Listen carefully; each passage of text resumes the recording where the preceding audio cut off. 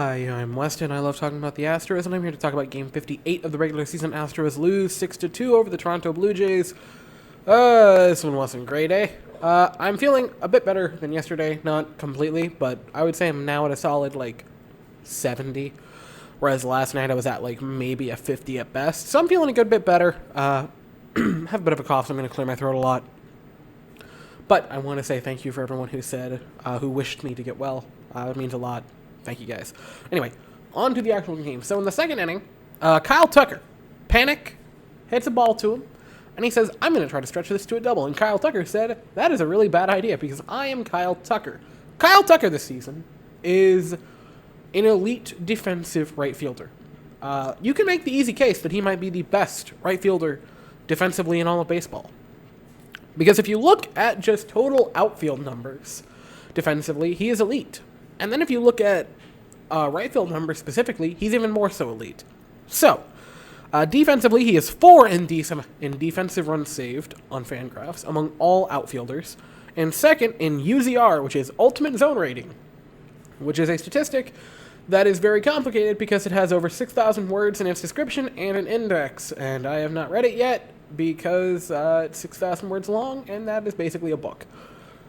I want to read it. Maybe I'll read it one day live. That'd be entertaining. Anyway, he is second in that, and then fourth in outs above average on Baseball Savant. Very good. And then if you go by just right field, he is first in defensive runs saved, second in UZR, and second in outs above average. Kyle Tucker is an elite defensive right fielder, and he has really become just overall a five-tool player.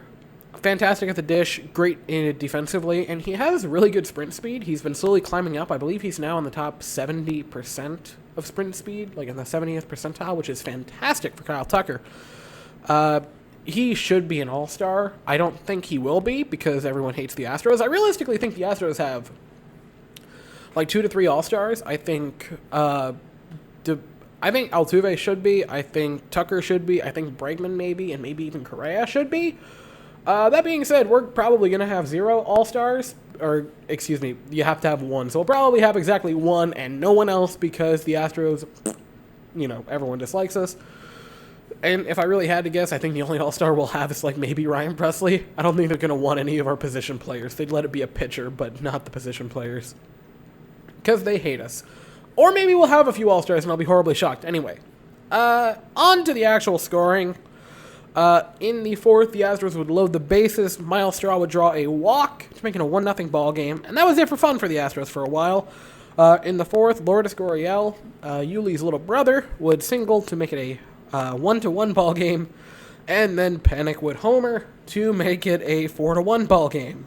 And then a little bit later on, in the fifth, Vladimir Guerrero Jr., Vladdy, would hit a 2-run shot to make it 6-1. And at that point, I was like, okay, mentally checked out of the ball game because it's 6-1. It was getting ugly.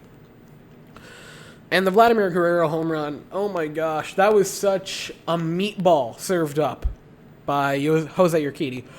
That was horrible. It was 72 miles an hour. It was right down the pipe like that. Come on, man, really? That was it was bad. It was real bad.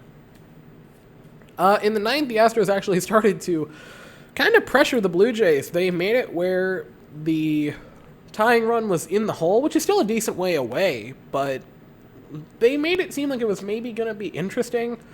RBI ground out for Straw. Yuli would score, but that was it. It was 6-2. And the Astros lost a bit of a blowout game. It was a rough day for Houston. Urquidy gave up a career high for runs in a game with 6. Didn't walk anyone, though, which is kind of impressive, but rough game for him. So let's get on to pitching lines. Pitching lines, Jose Urquidy, not great. 4 1/3, 9 hits, 6 runs, which is a career high.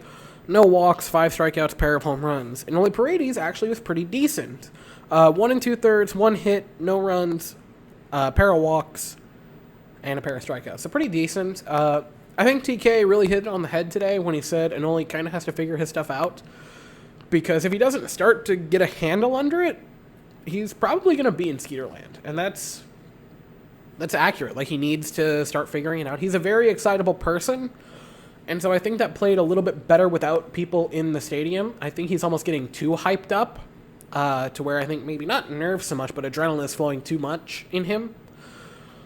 That's just how I've been sort of seeing it this year. I could be wrong, but I really like Anoli Paredes. I really hope he can straighten it out. And today was a pretty good effort to start straightening it out. Joe Smith actually had a really nice inning. 1 inning of work, 1 hit, no runs, no walks, and a strikeout. And Brooks Raley came in. He's back, and he had a very, very good inning. No hits, no runs, only a walk, but a pair of strikeouts. So that was fantastic for him. The offense was dead. There's no real other way to put it. 1 for 7 with runners in scoring position. And 7 men left on base. So that's not great, is it? The Astros are only consistent in being inconsistent, which is a paradox, but yet here we are. That's what we're really good at, is being inconsistent. But hopefully we can take the game tomorrow. That is at 1:07, and we'll have Luis Garcia on the mound, which is actually noon, basically, for Houston, which is kind of weird. That's a really early time for a baseball game to start. But it will be Luis Garcia on the mound, who's actually been pretty darn surprising. That is another guy who actually could make the All-Star game for the Astros, maybe. I'm going to make a video about who I think could be All-Stars. I'm going to do that in the next couple of weeks. I'm going to wait till we get a little bit closer.